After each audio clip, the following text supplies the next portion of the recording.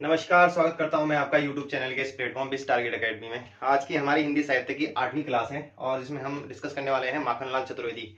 देखिए, जो कवि हैं और जो उनकी रचनाएं हैं, देखिए वही एग्जाम में ज्यादातर पूछी जाती हैं, ठीक है। और जो उनसे रिलेटेड कुछ इंपॉर्टेंट तथ्य हैं, लेकिन जो रचनाएं हैं वो बहुत ज्यादा हैं और वो याद भी नहीं हो पाती हैं, ठीक है।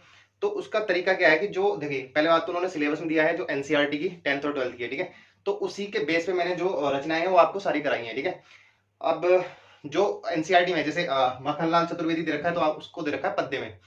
और जब पद्य में दे रखा है तो वो उसी के अकॉर्डिंग हमको पढ़ना है, ठीक है। जो गद्य की रचनाएं हैं वो एग्जाम के पर्सपेक्टिव से इतने इंपॉर्टेंट नहीं होती है, ठीक है। तो जैसे मक्खनलाल चतुर्वेदी ये पद्य में दे रखा है तो इनकी जो पद्य की रचनाएं हैं वो मोस्ट इंपॉर्टेंट हो जाती है, ठीक है। तो चलिए देख लेते हैं माखनलाल चतुर्वेदी के बारे में। देखिए, इनका जन्म स्थान और जन्म इतना इंपॉर्टेंट नहीं है, एग्जाम में पूछता नहीं है, ठीक है। बहुत कम चांस होते हैं जब इनका बारे में पूछता है, ठीक है। तो अगर आपको लिखना होगा तो लिख लेना, 1889 में इनका जन्म होता है, ठीक है। 1889 में कहाँ पे होता है? एमपी में। एमपी में भी कहाँ पे होता है? होशंगाबाद में, ठीक है। लिख लेना अगर आपको लिखना होगा तो। होशंगाबाद होता है, ठीक है। और जो माखनलाल चतुर्वेदी जी थे, 1955 में सबसे पहले साहित्य अकादमी प्राप्त करने वाले ये प्रथम व्यक्ति थे, ठीक है। तो ये लिख लेना, साहित्य अकादमी प्राप्त करने वाले प्रथम व्यक्ति। प्रथम व्यक्ति थे। और इनको मिला कब था साहित्य अकादमी? ये मिला था इनको 1955 में, ठीक है। और किस चीज के लिए मिला था ये भी याद होना जरूरी है। ये मिला था हिम तरंगिणी के लिए, ठीक है। हिम तरंगिणी के लिए। इतना समझ में आया? उसके बाद नेक्स्ट इनको जो पद्म भूषण मिला था ये मिला था 1963 में। ये हालांकि इतना इंपॉर्टेंट नहीं है, ठीक है। जो इंपॉर्टेंट चीजें हैं मैं वही कराऊंगा आपको, ठीक है, जो एग्जाम के पर्सपेक्टिव से इंपॉर्टेंट होगी। तो 1963 में इनको पद्म भूषण मिला। उसके बाद इनकी जो पत्रिकाएं हैं, ठीक है। तो पत्रिकाएं, दो पत्रिकाएं हैं इनकी, एक तो कर्म भूमि, ठीक है, एक कर्म भूमि है इनकी और एक है प्रभा, ठीक है। कौन कौन सी है? एक कर्म भूमि है और एक प्रभा है, ठीक है। अब बात करते हैं इनके काव्य संग्रह की, ठीक है। काव्य संग्रह इनके एग्जाम की दृष्टि से मोस्ट इंपॉर्टेंट हो जाते हैं और इसको याद करने की एक छोटी सी ट्रिक भी मैं स्टोरी के माध्यम से, देखिए ऐसा कोई ट्रिक नहीं है, लेकिन एक स्टोरी सी बना बना के चलते हैं तो हमको जल्दी याद हो जाएंगे। आप इमेजिन करो कि आप अपनी मम्मी के साथ पहाड़ों पे जा रहे हो, ठीक है। अपनी मम्मी के साथ पहाड़ों पे जा रहे हो थे, तो एक लिख लेते हैं रचना माता, ठीक है। माता, कहाँ जाने की इच्छा हो रही है? पहाड़ों पर, यानी कि पर्वत की अभिलाषा।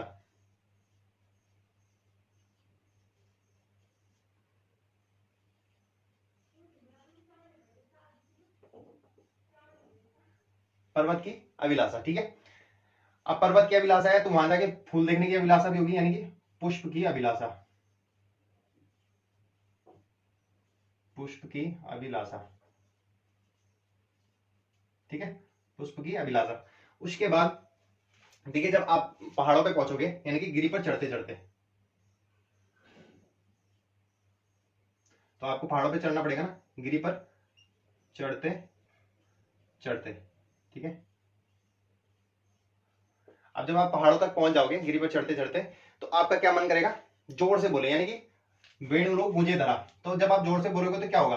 आपकी आवाज गूंजेगी, तो वेणु लो गूंजे धरा, ठीक है। उसके बाद आपकी मम्मी समझाती है कि जब हमारे युग का अंत होता है तो हम समर्पण करते हैं, ठीक है। कहां पे आके? पर्वतों पे आकर, ठीक है। तो युग समर्पण, युग चरण, जो हमारा युग होता है, युग का जो चरण होता है उसका जो समापन कहां पे होता है? युग चरण समर्पण,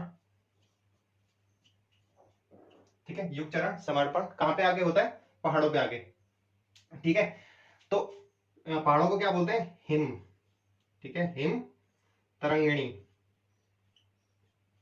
हिम तरंगिणी क्या बोलते हैं पहाड़ों को? हिम तरंगिणी और हिम करिटिनी, करिटिनी, ठीक है।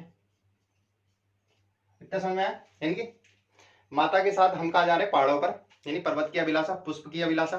गिरी पर चढ़ते चढ़ते वेणु लोग गूंजे धरा, आवाज गूंजती है वहां। फिर मम्मी समझाती है कि क्या है, जो जो युग चरण है उसका उसको हम कहाँ समर्पित करते हैं? हिमतरंगिणी और हिमकरणी, यानी पहाड़ों पर, ठीक है। तो इस टाइप से एक स्टोरी बना के आप बिल्कुल याद कर सकते हो और आप भूलने के लिए, ठीक है। बाकी जो इसके गद्य में है वो इतना इंपॉर्टेंट नहीं है, ठीक है। अगर आप लिखना चाहो तो लिख सकते हो, बाकी इतना इंपॉर्टेंट नहीं है, ठीक है। इसके हो गए समय के पांव, गद्य की रचना होगी इनकी समय के पांव।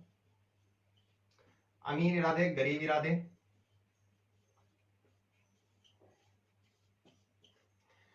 अमीर इरादे, गरीब इरादे, ठीक है, दिख रहा होगा आपको, गरीब इरादे,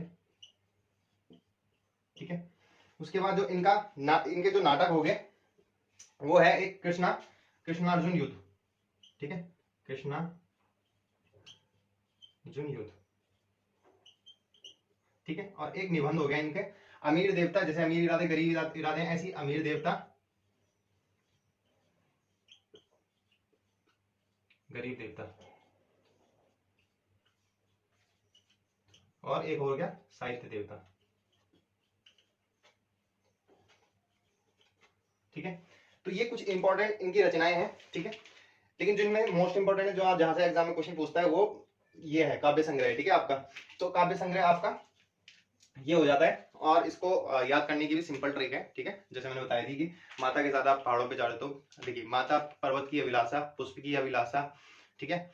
उसके बाद गिरी पर चढ़ते चढ़ते युग चरण, मरण ज्वार, ठीक है, मरण ज्वार लिखा है ना मैंने, गिरी पर चढ़ते चढ़ते युग चरण, और हाँ मरण ज्वार भी है, ठीक है, यहाँ पे लिख लेना मरण ज्वार, क्योंकि हम कहाँ मरण मरने के बाद कहाँ जाते हैं, स्वर्ग में। स्वर्ग कहाँ है, पर्वतों में, पहाड़ों पर, ठीक है। तो मरण ज्वार हो गया, हिम तरंगिणी, हिम करीडनी, ठीक है। उसके बाद अमीर इरादे, गरीब इरादे, और उसके बाद कृष्णार्जुन युद्ध, अमीर देवता, गरीब देवता, साहित्य देवता, ये बाकी आप याद कर सकते हैं अगर आपको ठीक लगे तो, ठीक है। बाकी इंपॉर्टेंट जो है उनके काव्य संग्रह है, ठीक है।